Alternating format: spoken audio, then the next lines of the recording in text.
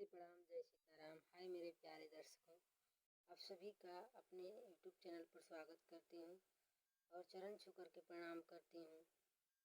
तो आइए देखिए, आप सभी के समक्ष एक बहुत ही प्यारा, बहुत ही सुंदर शिव चर्चा गीत सुनाने जा रही हूँ।